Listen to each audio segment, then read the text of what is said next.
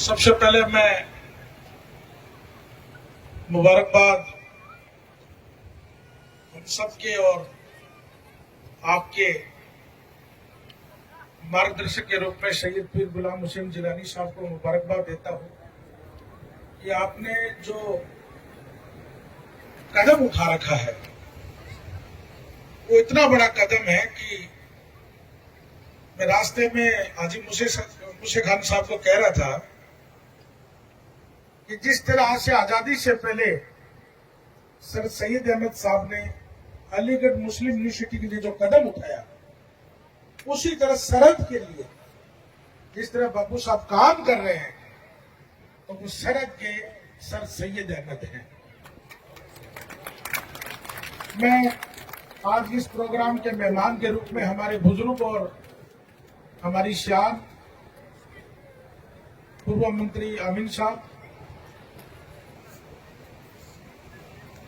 इस सरहद के बड़े नाम के रूप में हाजी अब्दुल हादी साहब के बेटे और मेरे बड़े भाई अब्दुल गफूर साहब, जिला परिषद के सदस्य के रूप में अलमदीन भाई, नवाज दरस जी, हाजी मूसे खान साहब, रशीद साहब, सरपंच साहब, मेरे साथ जुनून से पधारे मौलाना वाहिद साहब, मौलाना अरशद साहब, और एक ऐसी शख्सियत भी मेरे साथ आई है तो देश में आरएस, आईपीएस, आईएएस और आरपीएस की बच्चों को तैयारी कराते हैं। बड़े शिक्षाविद है आमीन साहब अजमेर से, और हमारे बाड़मेर के डीएमओ आमीन साहब। और आज का मंच तो बड़ा खुश नसीब है कि तीन आमीन एक मंच पर है। तो मैं तमाम मंच पर मौजूद आइमा हजरात का, हमारे तमाम बुजुर्गों का, यहाँ पधारे सभी हमारे बुजुर्गों का, बच्चों का, बेटियों का, बहनों का इस्तकबाल करता हूँ, स्वागत करता हूँ।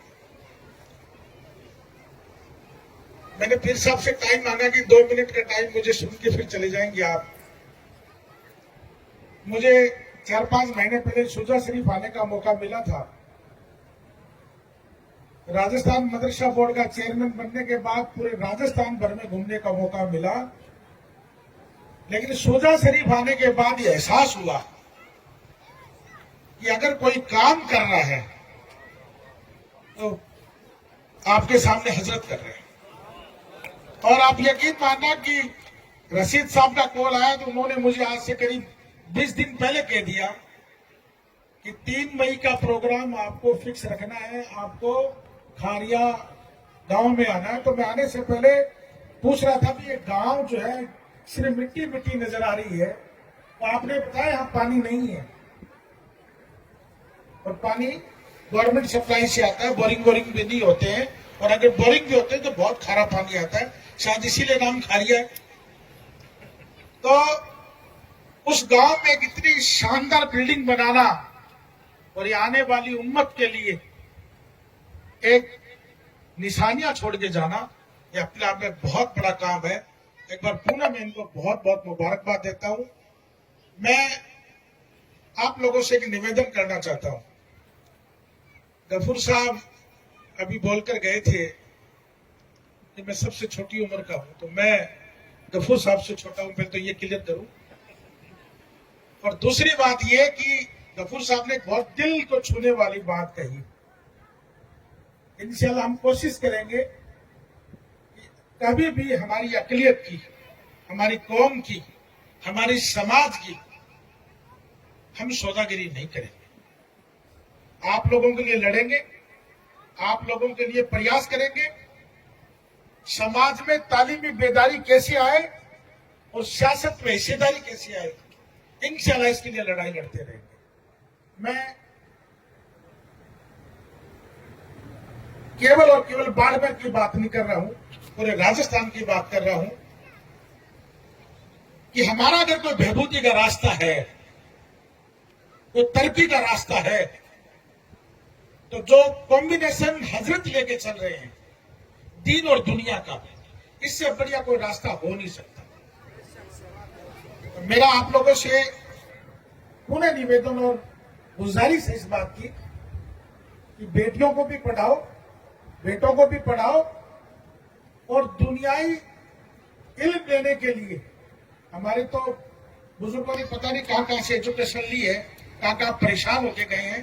अब तो इतनी मॉडर्न टेक्नोलॉजी है कि बाड़मेर, जैसलमेर और आपके नजदीक के जितने भी बड़े तहसील है, सुविधाएं लगभग हो चुकी है। उसके बावजूद भी अगर हम उसका फायदा नहीं उठाएंगे तो इसके जिम्मेदार हम हैं, सरकारें नहीं है। मेरा एक बार पुनः आपसे गुजारिश है और मैं अल्लाह ताला से दुआ भी करता हूं कि अल्लाह ताला हजरत की तंदुरुस्ती दे और आपकी सदारत में एक फलोदी के अंदर बहुत बड़ा इदारा डेवलप हो रहा है। और मैंने खुशी खुशी इस बात को स्वीकार किया है कि इंशाल्लाह आपके कार्यक्रम से निकलकर फलोदी को सुधारी को देखने के लिए जा रहा हूं। और साथ में मेरे साथ आमिन साहब आए। मैंने आमिन साहब को कहा, आमिन साहब आप जयपुर की गलियों में पढ़ाते हो, अजमेर की गलियों को सजाते हो, शेखावाटी की गलियों को सजाते हो। मेरे निवेदन से एक बार हजरत के पास बैठो, इस शर्त से हर बार 10 IAS और IPS बन के जाने चाहिए। ये कोशिश आप लोग करो तो इंशाल्लाह आमिन साहब मेरे साथ हैं और पूरी टीम के साथ ये मेहनत करेंगे। और आने वाले वक्त में इंशाल्लाह मुझे उम्मीद है कि हम लोग पहले कहते थे, मेरी बात से कोई नाराज मत होना, कि भैया किसी ने ट्रांसफर करना तो बाड़मेर कर दो। तो मैं जब सर्किट हाउस बाड़मेर था तो मेरे शेखावाटी का एक बच्चा वहां